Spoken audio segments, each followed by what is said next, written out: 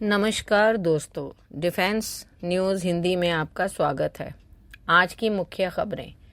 रूस यूक्रेन में घातक हुई जंग। रूस और यूक्रेन के बीच 2.5 वर्ष से अधिक समय से चल रहा युद्ध और भी ज्यादा घातक हो गया है। बीती रात रूस ने यूक्रेन पर 67 भीषण और खतरनाक ड्रोन से हमला किया है। यूक्रेनी सेना ने बताया कि पूरी रात रूस कीव पर ड्रोन हमले करता रहा। हालांकि यूक्रेन की वायुसेना ने उनमें से 58 ड्रोन को मार गिराने का दावा किया है।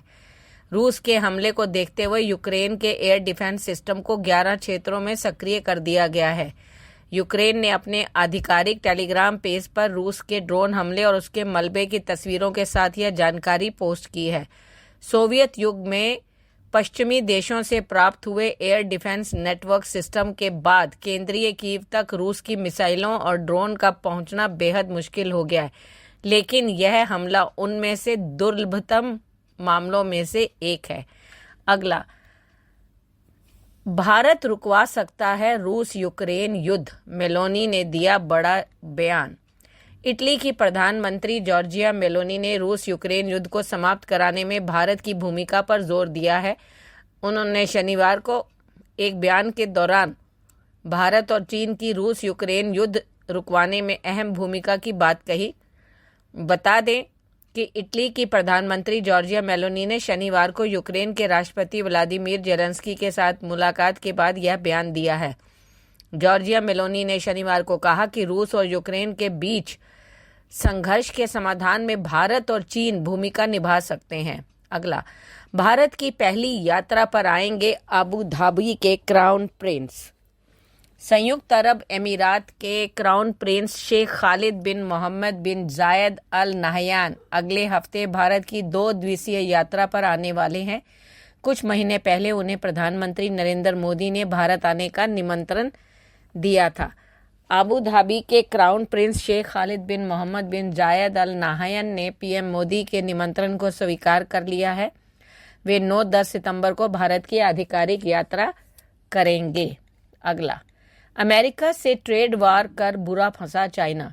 पिछले काफी सालों से चीन और अमेरिका के बीच ट्रेड वार को सभी ने देखा है। अमेरिका ने अपनी बिजनेस इंटरेस्ट को सुरक्षित रखने के लिए पहले चीन पर एक के बाद एक प्रतिबंध लगाए।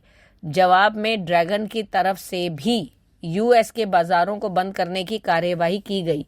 खुद को दुनिया की फैक्ट्री कहलाने वाले चीन की मार्केट को इन प्रतिबंधों के चलते भारी नुकसान उठाना पड़ रहा है।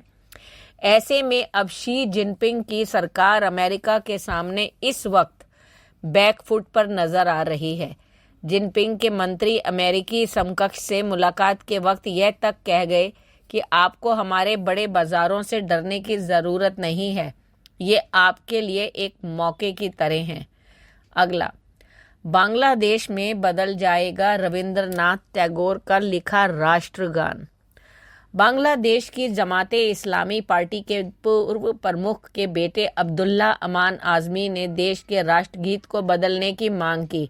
आजमी ने रविंद्रनाथ टैगोर रचित आमार सोनार बांग्ला को बदलने की मांग करते हुए कहा कि भारत ने इसे 1971 में हम पर थोपा था।